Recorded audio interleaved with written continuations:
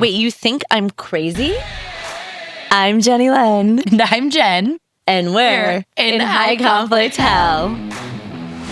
I always thought you were crazy. She's crazier. Wait, you think I'm crazy? Yes. I used to be crazy, And now I'm not crazy anymore. I graduated from the crazy. she did not. She did not.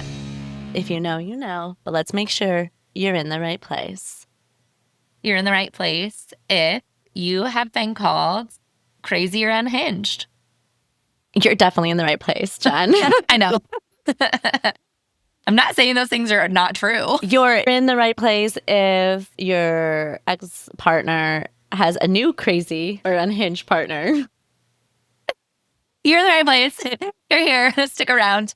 Oh, you're in the right place if you had to have your anti-anxiety medication for breakfast. Because you're crazy, No, I'm trying not to be. right? You're in the right place if you've been labeled the high conflict person, and maybe you might be. Who knows? Maybe you're in the right place. If not, listen anyways. Comment, like, If share, you're in subscribe. the right place, if you just like gossip, Yeah. or you like to hear the ins and outs of other people's drama. Drama That's what I've been told it was called. You did. Drama. by a Professional. If you're in the right place, if you're also experiencing drama that would in make the court me system. react. React. That was the other episode, reactive abuse. I would react to that. Now we're talking about being labeled high conflict. Yeah. You know what I think is really interesting, and I'm not sure where I land here, so I think we should talk about it, is you see all over the place like hashtag HCBM, the high conflict baby mama. Oh, I haven't seen that hashtag before. You haven't? No. It's High conflict 'cause baby I'm doing mama? the social media stuff, and she's producing. One of them is much harder than the other, and it's not mine. But people talk about this a lot, like the high conflict baby mama. So I think the weaponized stepmother regularly got this label of the high conflict baby mama. And this could be, just about anybody that is the mother of a child in a situation. I have these thoughts around it. Is this trending because there are so many high conflict baby mamas, or are there just so many people that reaction to abuse has made them look as if they are high conflict? Okay, I'm going to take this one step deeper into the Are you guys legal ready? system. Yeah. I think it's trending now because the legal system has created an environment where typically if you were high conflict with a person, you exited. Right. The kid was going one place or another. This was not a thing 10 Right. years ago. Right. It's a thing now. Yeah. You're being put in a position where you're supposed to co-parent with someone who hates you. Mm-hmm. And maybe you hate them too. Yeah. Maybe the feeling's mutual. But when kids are spending 50-50 at both these parents' houses, and then you're dealing with, like I said, homework being left places, shoes being left places, people pulling up at your house when they're not supposed to be. Yeah. When the last interaction you had with them was them screaming at you in their Right. driveway, all of a sudden, there's a lot of high conflict baby mamas. There's so much interaction. It's a petri dish for conflict. Well, yes. And then there's the woman on the other side of these men saying also, you can get more in the court. Yeah. This is not the way it is anymore. Or saying, why is she doing that? Why is she treating you like this? Wow, that's not okay. Wow, that's mean. That's crazy. This is not a thing. That's crazy. She's being crazy, and you, Dad, can get more. And I'm not saying there's not crazy moms out there. Right. Because there there's are, fair share, as there's yeah. crazy dads. Right. Right. But what I will say is it takes a situation where maybe there wouldn't have been a crazy mom or a crazy dad and creates Right. a crazy mom or a Right. crazy dad because of the schedule. Yeah. Now, instead of having to interact maybe once a week over something small, Or once every other week. yep. Now it is 3 times a week on a 5-2-2. My schedule can require transfers up to 3 times a week. During the That's school 6 year, interactions. and with the school schedule, we don't see each other at all. Yeah. And it's interesting, though, because during the summers, when we're still on the regular schedule with just vacations, I have asked my ex-husband. We have requested mediation. He has refused. Let's make the summer schedule different to limit the conflict around these Right. these missed pickups, these canceled pickups, things that happen. Last minute jerking around vacation plans. Exactly. And he refuses. Yeah. Which makes me think, This is fun for him. This is fun for him. Oh, yeah. And multiple people in my family have told me that too. That like, no, he wants to have that conversation in the parking lot. He wants to snicker at you. He wants to stand in the window and Yeah, he does. You know, he wants to see you. Yeah, it's weird. Well, I don't blame him. Either. Look at you.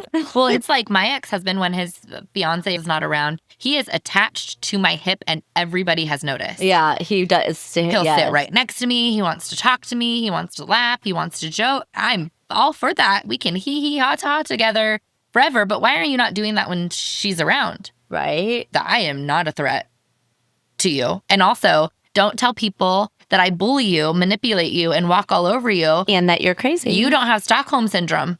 No. You're not accusing me of giving you Stockholm Syndrome. That might be coming. Okay, wait. This is you. Stockholm Syndrome is when you're attached to your abuser. Yeah. So I'm like, I'm not creating an environment where you're just like so obsessed with me you can't get enough. You just want to be friendly with me. And that's okay. We can be friendly. I don't know how this is exploded. No, Jen, just imagine the next letter you get from Lawyer Daddy. Lawyer Daddy. It appears that our client has Stockholm Syndrome. Diagnosed Stockholm Syndrome. You need to, I don't know, quit doing him the same way that I need to quit doing all the other things I'm doing. Imagine that's the next letter. That would be entertaining. Right, wouldn't it be? Okay, so I have a question for you. Yeah. Oh, I might have an answer. How long have you been crazy? Since how long have you been out of the womb? Labeled crazy. Well, so that's up and down too, because it's been periodically throughout our relationship. Okay, wait. Are women, you think, more historically labeled crazy than men? Same. Yes.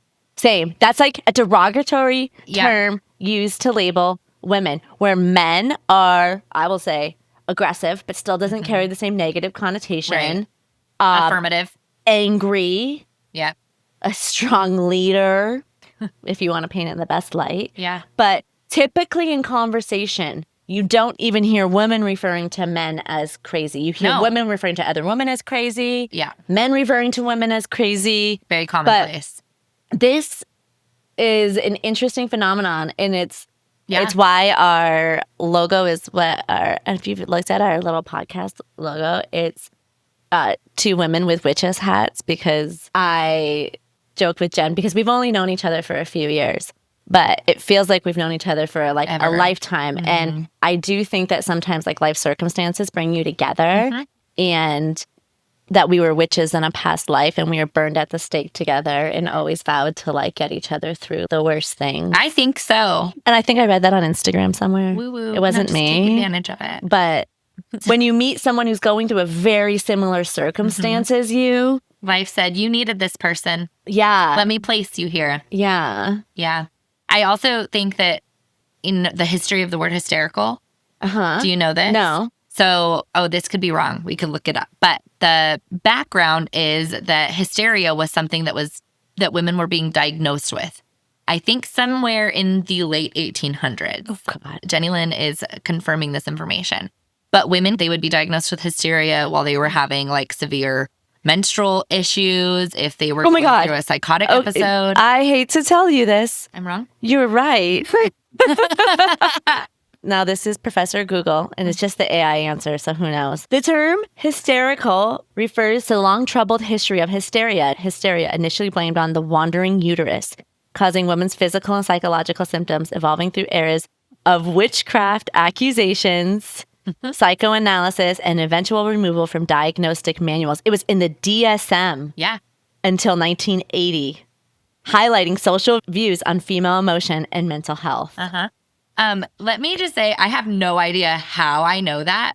Every once in a while, I'm just like, ding, something comes to me because I'm a witch. Goes in your witch brain. Comes right out. But I think I actually first heard about this because I said to somebody, they made like a really funny joke, and I said, that's hysterical. And she immediately changed. I can't remember who it was or anything. Probably one of my past lives with fellow witch. Yeah, right. And she just immediately like stone-faced and was like, you don't say that. And I was like, okay, tell me more. Because I'm very... Do you say it now? Yes. Hysterical? I still say hysterical too. But you just found out why maybe you shouldn't. So what are you saying? I'm not a smart witch? I'm a dumb witch? I'm just saying.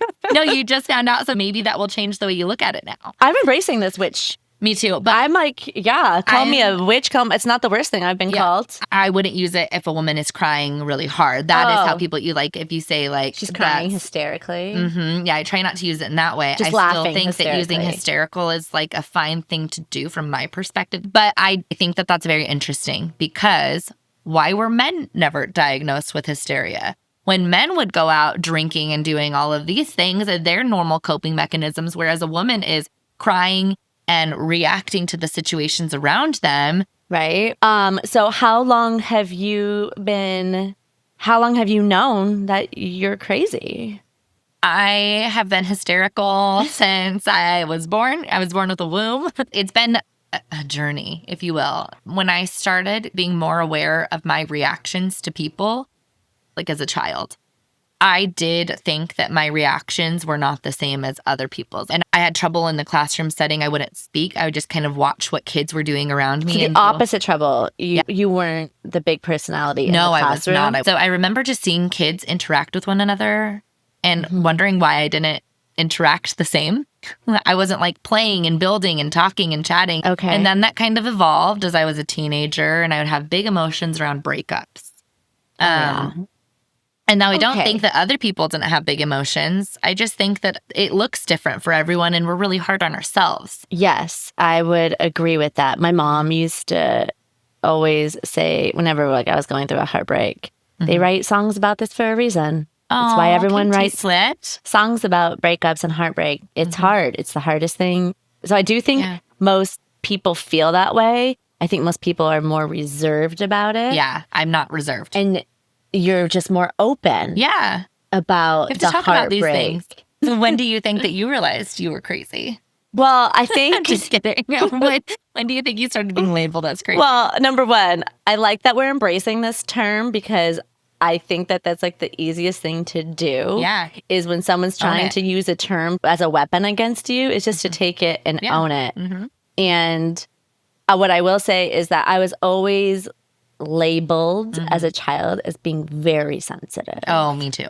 That, careful of Jenny Lynn, she's really sensitive. Newsflash, has not gone away for either of us. No. But what I do think is that in my adult years and getting to know people and like the depth of life. Why are you the way you are? Who are you? Well, I think that I'm actually not overly sensitive. I actually think I'm pretty tough. Yeah, I do too.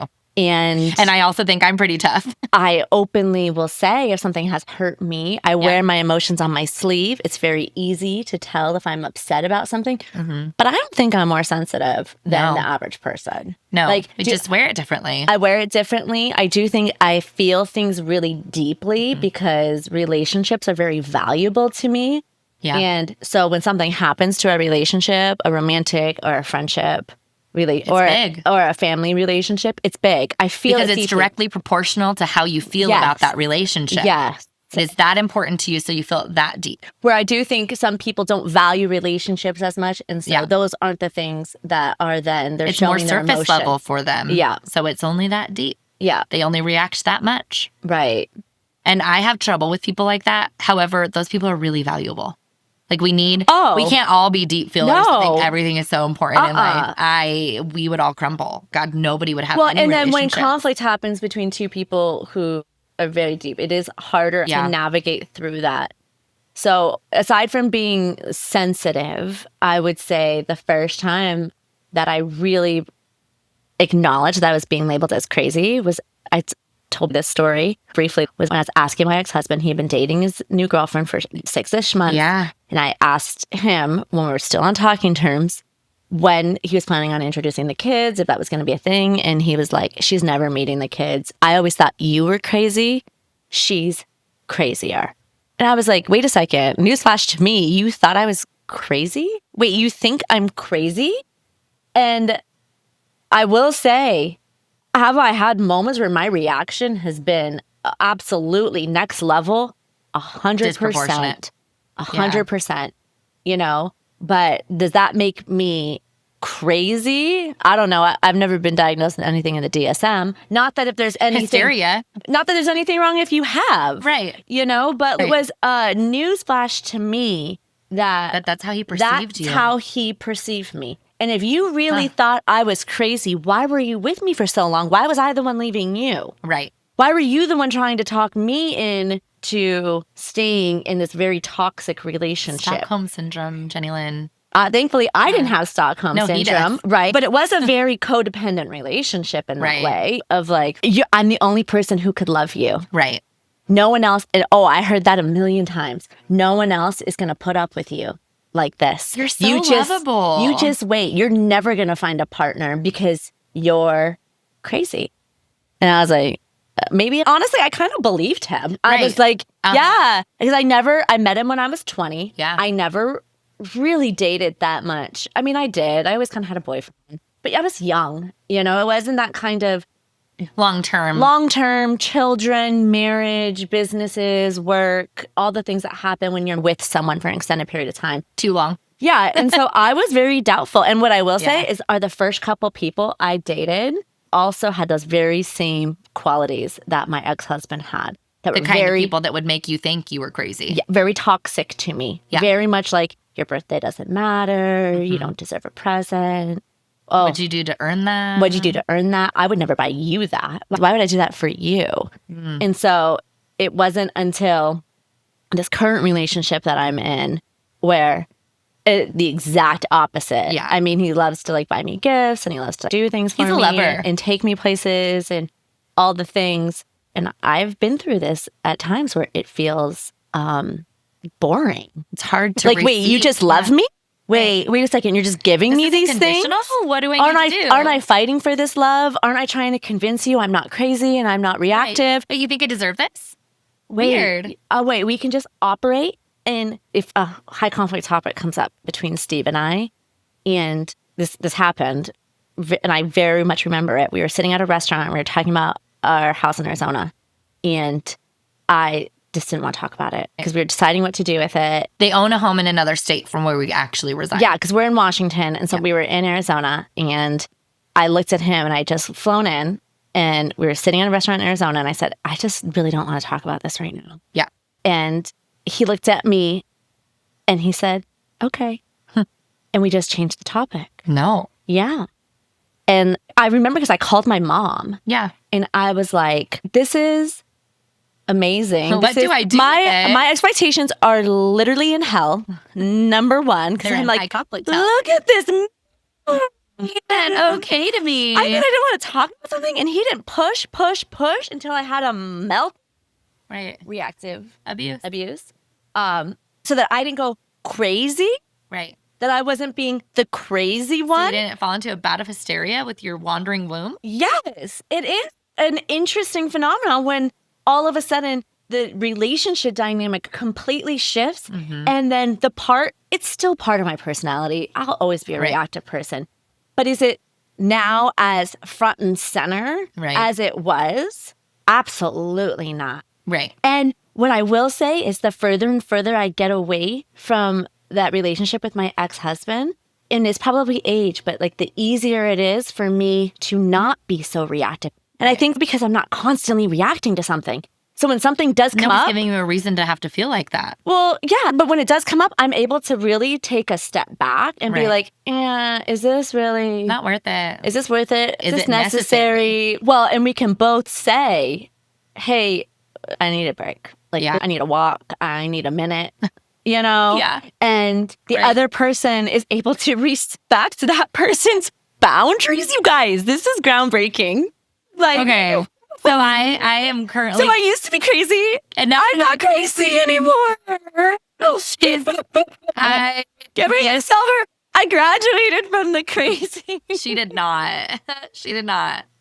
When I got my first set of documents from the lawyer, she stood on my patio and was like, "This you don't deserve it." And I went into a bout of hysteria over your court documents when they were they were accusing, what I read and what they were accusing of sent me into a bout of hysteria. I'm sorry, you're not recovered, and nobody wants you to be recovered. You're right. Yeah, I don't want you to be recovered. Not recovered. Well, and what's the line between crazy hysteria and passionate and advocate? Caring. I've been born with this in me. My sense of justice has always been so strong. And burn me at the stake about it. Yeah. Like, I'll die on that hill, which I've tried because I've realized now I'm not going to change the hill. The hill's still going to be there. It's a matter of making some awareness around this hill and what we can do to navigate over it. Yeah. But it is a balance for me of really finding like passion and advocacy and change and not taking it to the next level of like hysteria. Crazy. And trying to build a tunnel, like an underground tunnel under the hill. Yeah. I do a lot of advocacy work, and even before I was dealing with stuff with my ex-husband, just because of my childhood. But it's really hard to navigate healthy relationships for me because of the background and the reactivity and the crazy labels. But you have so many strong relationships in your life. Because they all have Stockholm Syndrome. Well, I'm just kidding. So I'm going through a breakup right now still, and it's not scary, mean, like abrupt stop to a relationship. Right. And it's just not the end. It's not over. We still have a relationship, and he is the first person that I've had a healthy relationship with. But I thought I had like several healthy relationships after my ex-husband. And now I'm able to stop and look at the people that I dated and see the similar qualities they had to my ex-husband that I was looking for, because that felt like love. Yeah. And it was a lot of men that were cheaters. It was a lot of men that did not put me first. And it was a lot of men that would go, why are you acting like that? Yeah. Why are you reacting? I had an ex-boyfriend who did really care for me and really love me. But at one point, he would leave his phone at home to go to the bar because he knew that that would get a reaction out of me. Reactive abuse. And why would you do that to someone first? And I didn't think that at the time. I was like, oh, he really needs a break. He's a great person. You don't talk about anybody. Well, I do, but not him, not in that one. Not this one. But I dated a guy just after my separation and we dated. We were going to move and build a house together. Here in Washington? Yeah. Okay. One night I was out with my girlfriends. They were having a good time. Didn't have the kids. They were with their dad. And I was on the phone with him, he was checking in the night. And one of my friends was like, oh, let me say hi to him really quickly. So they passed the phone around, and it wasn't even crazy. It was just, hey, we wish you were here. They hadn't met him yet or anything. And the next morning, he broke up with me. And he said that it was because it was a huge turnoff to him that I would go out and just pass my phone around to all of my friends. And I was like, okay, I was really hurt. He blocked me on everything, and I'm still trying to figure out, like, what happened here? Yeah, that seems suspicious. Okay, but I didn't think so. I thought, like, oh my God, I'm crazy. Because oh my God, I was having too much fun. I should have never let my friends have the phone to say hi to my boyfriend. And a couple days later, I found through snooping, he was engaged to someone else. The whole time? No, like the day that he broke up with me, they posted like their relationship status on Facebook. No. So clearly that relationship had been going on. And I think what happened is he had 2 serious relationships going on, and he needed to pick one, and he didn't pick me. Well, thank God he won that lottery. Yes. And so I've had this happen a few times where I was not the one that was chosen. And so many times I think like they know that I am not so stupid that they can't hold this out on me over forever. Right. So they pick the other girl because I am smarter. And that is something I have built for self-preservation. I have built that storyline because I'm like, they wouldn't have picked me because they know they couldn't do it.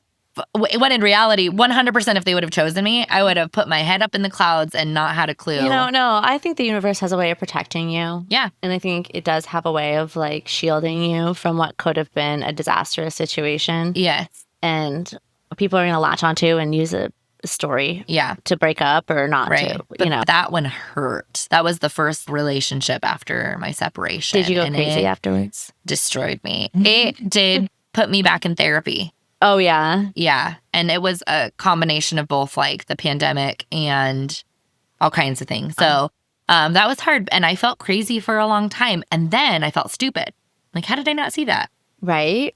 How do you not see all the signs? Well, that's what I feel more these days, especially like when I went back and listened to Whiplash and Weapons. I felt stupid. Really? Oh, yeah. Because you were the woman that you tell other women not to be. You're the woman that you advocate for, and you weren't able to see it. Yeah, it's hard. Yeah. So I don't know what's better, to feel crazy or stupid. I mean, crazy. What's better? Stupid people can't protect themselves the way that they need to. Yeah. You're not stupid, but that's how most people feel. Oh. I've done work in the domestic violence space for so long that it is so everybody has this part of them. Like, they would never do that to me. They wouldn't hurt me. This isn't so serious. I don't need to get anybody involved. And it happens so slowly where you're protecting the other person. It is a slow burn. And I hadn't heard of separation abuse either. But I don't know this. yeah, actually, the domestic violence advocate who called me to tell me about his guns Right. and how they took them all away. And we had a conversation that was like half an hour. And I remember saying to her, you know, that the escalation of this was just insane to me. And she was like, it's not uncommon separation abuse when someone loses that control over you. And I will say I was very dedicated to my ex-husband. I would do anything. I supported him 1,000%. And so then when I stopped doing that, he didn't know what to do with that. Right. And I don't know if he's a narcissist. Narcissist is a very hot word. Gaslight, as well. Narcissist. All those things. Yeah. But what I will say is that I've heard it called a narcissistic collapse. And like they can't handle it. That whatever that collapse is, an ego collapse, it's like you're like, how could this person leave me? Oh gosh, that's me. I will take anything. I am loyal to a fault. It's a problem. Yeah. Even like now, in this breakup that I'm going through, I'm like, do whatever you want. I'm still here, you know? And this is something you keep telling me. But you can't do that. Like, this level of loyalty that I have, I think is because of my abandonment issues. I have very serious abandonment issues. And so when someone leaves you, you automatically think it's you. Oh, it's not them. No, it could never be them. Of course not. Yeah. I'm the crazy, hysterical, sad, mean. Yeah. Talk about this a lot with Steve, that like in a relationship, because he's very like, that's wrong or that's right, or this thing happened and that's wrong and that's right. There's no right or wrong in relationships like that to me. It's, does this work for you? Or does this not work for you? Is this going to create an issue or is this not creating an issue? Yeah. It's not about, oh, you're always right, I'm always wrong. I'm always wrong, I'm always right. Like, I have high emotional needs. Like, I'm going to constantly be like, hey, I would like you to not walk out the room when I'm talking. I would like for this and I would like for that. And I'm on it. Yeah. And I do understand how that can be perceived as like, oh, you're always thinking I'm doing something wrong. No, I'm telling you what I need out of a relationship. Right. In its presence, as you tell me what you need out of a relationship. Right. And I don't take that. You should. I don't. Right. No, he does. No, just in general. In general, like, yeah. If you cannot communicate with your partner. But it's like how egocentric of me, because I never take it like I'm doing anything wrong. I'm always just like, oh, okay. Yeah. No, oh, gosh. I think that. I do everything wrong. Me. Well, oh, God. You should have been around my house the last 48 hours. Everything I did was wrong to everybody. Oh. No matter what I did, it wasn't right. And that's the other thing, too, with being like labeled as crazy or the high conflict one is, once again, Jen, single mom, 3 kids, thousands of decisions all the time. Around the clock. So how easy is it to be on the outside of that, pick one thing that you've done and been like, that's not right. That's wrong. And now, and now you're going to tell me why you think you were right. Quit being crazy. Go to jail. Go to jail. Can't you just, don't defend yourself. Look what you just did. Whether or not what you did was good for the relationship or bad for the relationship. Right, or right wrong, true, or lie. wrong. It doesn't matter what it is. Don't do it. Ultimately, none of us are trying to hurt anybody in this close circle. None of us are trying to hurt our kids or our partners. Right. I do strongly believe when you start to like hire outside professionals to hurt people, there's too much arm distance there. They don't care about hurting you. Yeah. They'll come after you. They'll say the things to you. They are paid to do it. And the more mean they are, the more reaction it gets and the more money they make. Yeah. The more conflict in the court, the more money lawyers make. So do you think that your ex-husband has always labeled you as crazy and you just weren't aware? Or do you think that this was like a reckoning that he had and started developing this thought after you left? I think he always thought that about me. Yeah, I think my ex-husband too, but I think he liked it. Yeah, and I think behind my earshot, I would guess that he never had anything nice to say about me. Yeah. Which speaks volumes then how his mother treated me and my relationship with my ex-mother-in-law. Yeah. But I wasn't there, so I don't know. You don't know. Yeah. I don't know what was said about me, but a few things did come up during our relationship where I was like, why didn't you defend me? Right. That happened to you with your mother-in-law. Well, yeah, but I told my daughter, I said, what did your dad say about this? About the pork tips. About the pork tips. And she said nothing. And I said, he should be sticking up for you. Yeah. And I sent him a screenshot. I wasn't trying to send him a screenshot of what I expect of him. I was trying to show him the conversation so he could take it from there. His residential time, He has the kid. You deal with this. I can't even be there to help. Clearly, I'm making things worse. And so I sent it to him, and he got so mad that I told her that he should stick up for her. Right. You, as a man in any situation, should be sticking up for the women around you if it is necessary.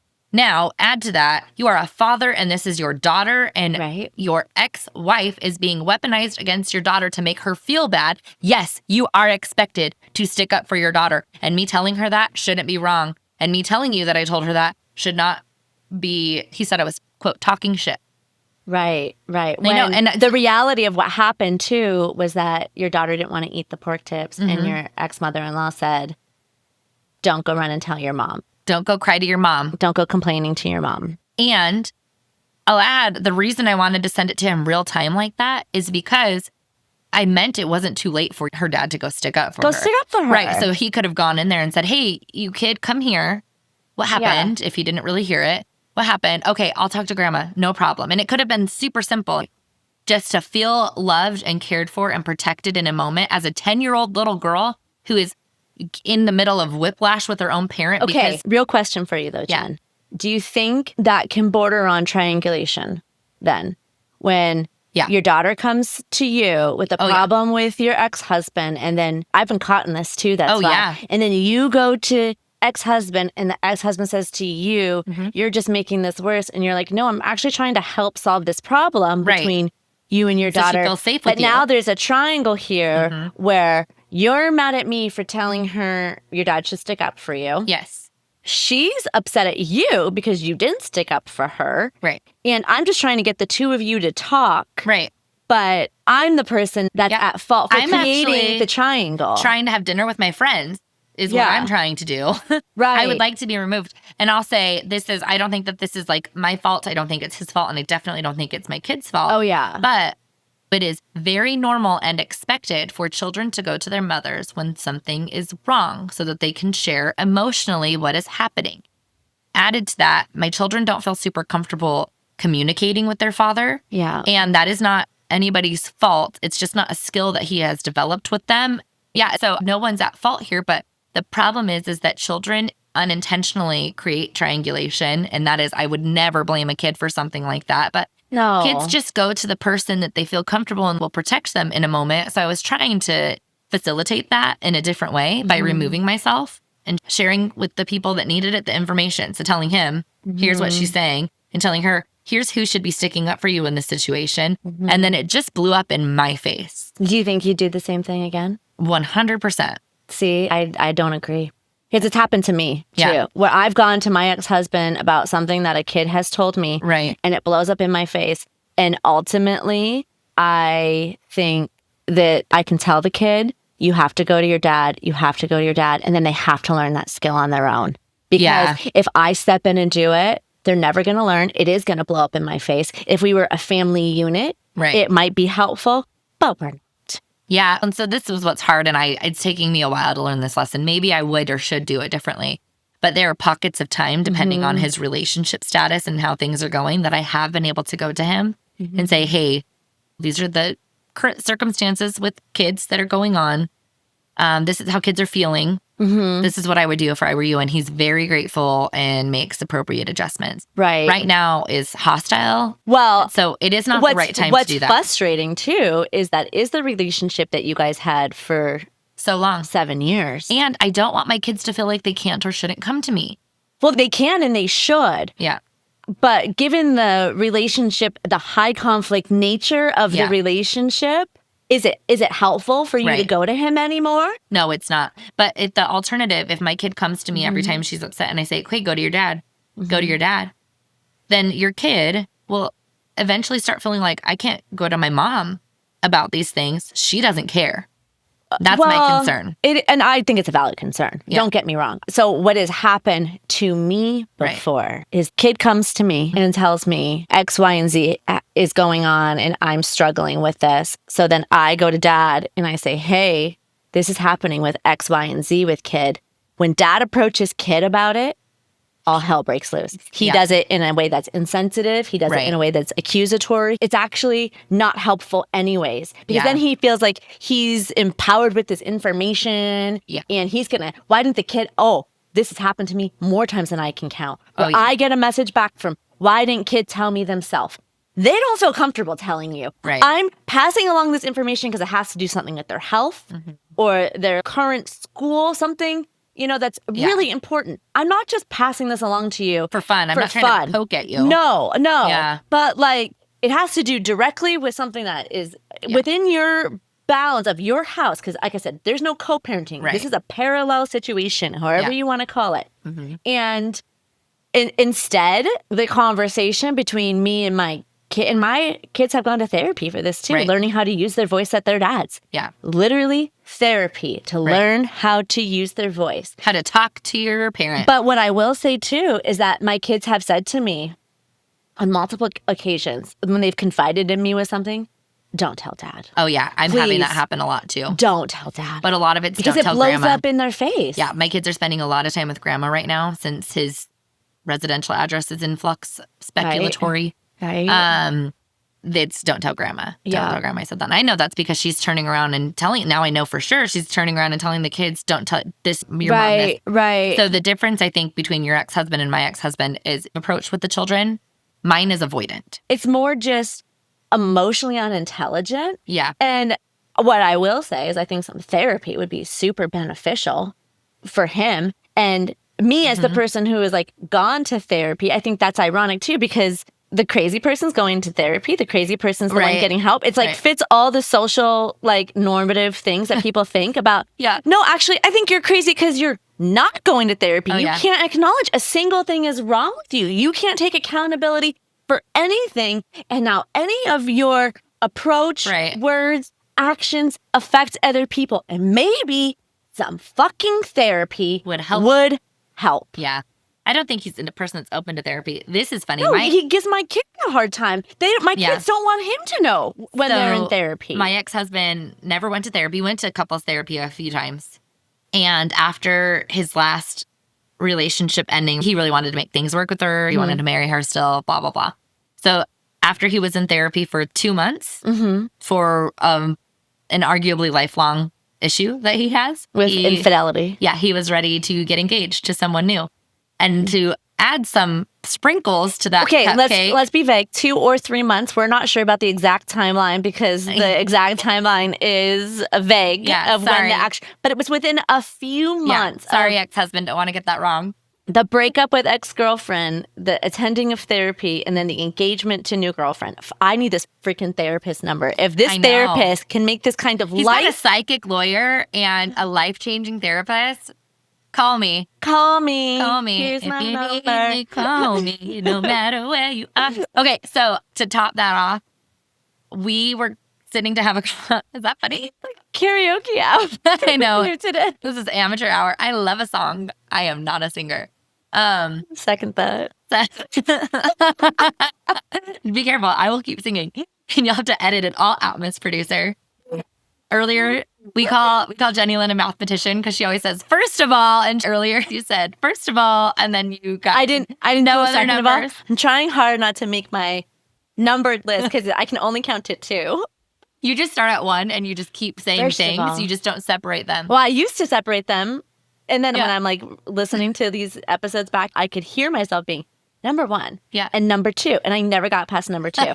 Number 1 and number 2. You guys should stop listening to this podcast now because we only have 2 points for everything that we ever talk about. Yeah, I apparently can't count past 2. I think 3. 3 comes next. Okay. And your birthday's on the 3rd of a month, so you should get there. Here. Okay. I'm sorry. I'll be serious. So I was talking to my ex-husband and I was like, I think this is getting way out of hand. I don't think this is your intention. I don't think this is what you want to. And he said, no. Let's settle this. No. His approach has been way too aggressive is what he has told me about his lawyer. Okay. Yeah. He's like, I just want to go to mediation. I would love to sit and talk with you. So I said, okay. So he comes over and we go sit down the street so the kids are not around. And we sit in the car down in a parking lot. And we're talking about it. And he's like being vulnerable and opening up. And he was like, and I have to tell you that I've had 2 or 3 therapists diagnose me with PTSD from you. And so I looked at him as somebody who has been through some significant trauma in my life. I cannot imagine that being real. And how have you had that much time to go to that many therapists? What was the things that he said you gave him PTSD? He didn't. Your reactions? Well, so he didn't actually say anything. So I looked to him, I turned to him, and I go, my cheating gave you PTSD? Me transmitting STDs to you gave you PTSD? Because these are things he has done to me. He did a lot of things to me, and he stopped, and he was like, no, I shouldn't have said it that way. My therapists they all think I have PTSD from things. And one of the things was our relationship. Okay. I go, well, maybe you should have led with that. But he's just trying to get a reaction out of me. He's trying to label me as crazy and so strong that I'm able to give someone PTSD. Yeah. Right? So these are some of those like crazy things. And then I take that home and I'm like, what did I? He just told me that's not even true. So he immediately took it back. Right. That it came out out wrong. Can't get over. Yeah. But that's not true. Not true. And also, I'm sorry, 2 or 3 therapists, when you've been going to therapy for less than a year now, how are you going through so many therapists? Right. That doesn't sound, the mathematician doesn't seem right.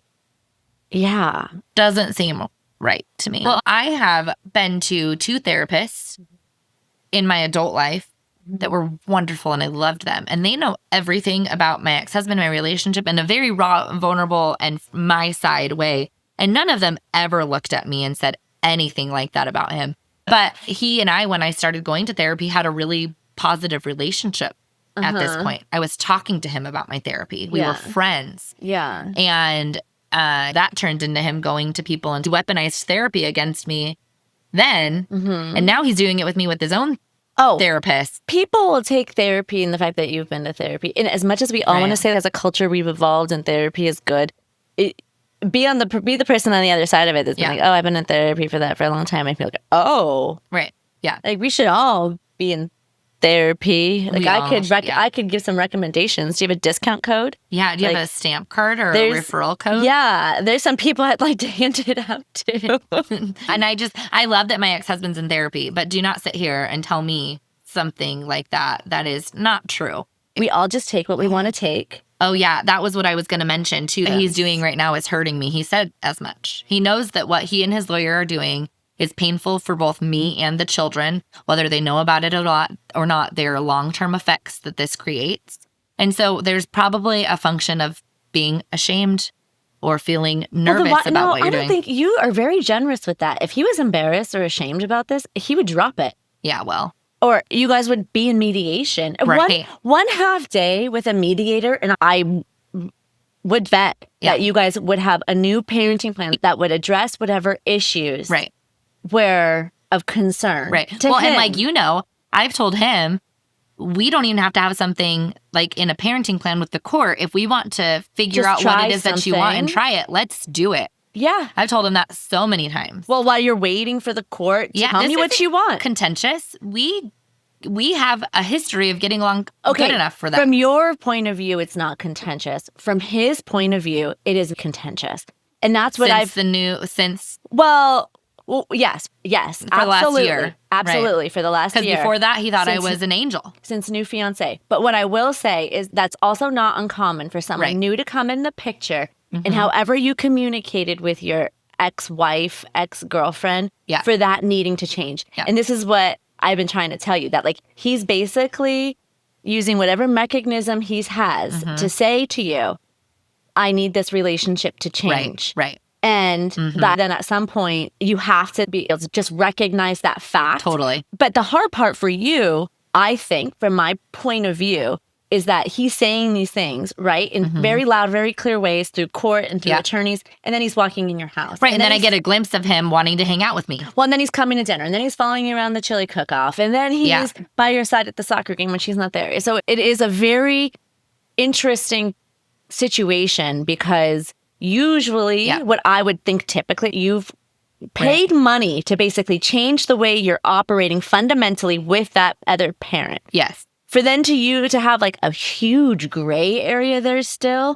feels anxious. Well, getting a glimpse of who I think he really is and how he would like to treat me pulls me back into that. Like, I need to be soft with him. I need to be gentle with him. I need to give him the benefit of the doubt.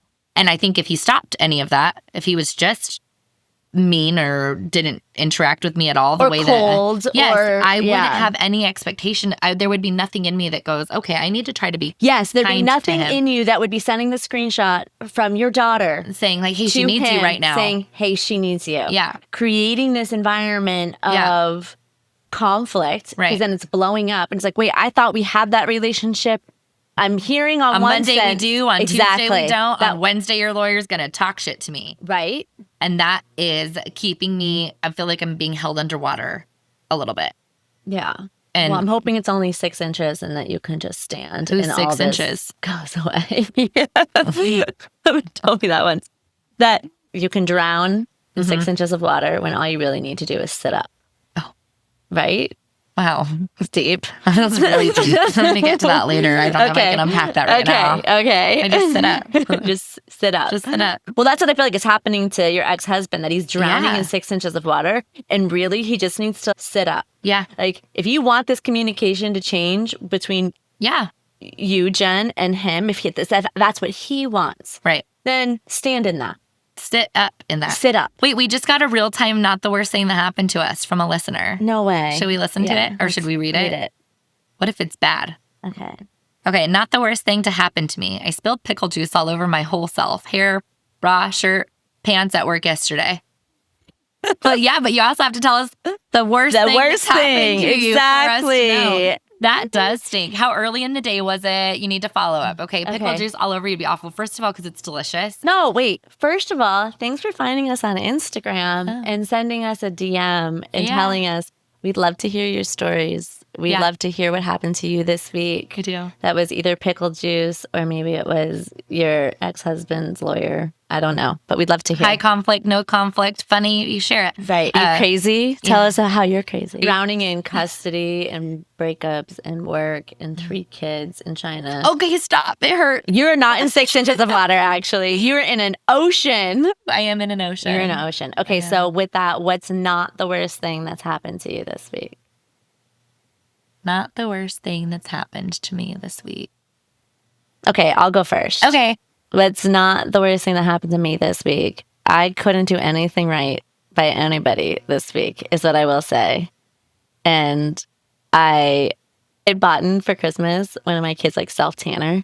But it was not real self-tanner. It's like just Jergens tinted lotion. Yeah. What happened? And they used it on their face. And they had a line that made it look like they had a streak of bronze. I was like trying to scrub it off this morning before school. And then when my other kids forgot her favorite makeup at her dad's house and it was late at night, thankfully you were around. I just couldn't do anything right. It just feels like you're just always missing a step. And once again, I'm making all the decisions, I'm doing all the things, and still I'm like, God, cut me a break. Yeah. Witches, come together. Come together. Cut me a break. I'm not really into witchcraft, but I was looking up like things before my boyfriend broke up with me about just silly things. You're going to cast a spell on someone. I bought a pink candle because the internet told me to, and I burned it for a really long time, and then he broke up with me, and I was like, it didn't work. What was it supposed to do? I don't know. Make him infatuated with me?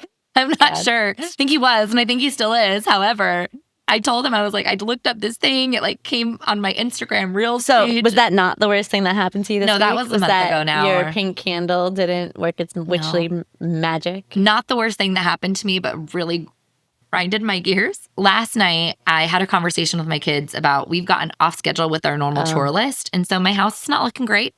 Yeah. And I don't like that. It makes me really uncomfortable. And I was like, okay, we need to get back on track with all of our things. And last night, I asked one of my kids to take my dishes to the sink as she was already walking over to the sink. And she goes, I guess I'm not the only one not doing anything. You're like you? Yeah. You're also not doing you? What?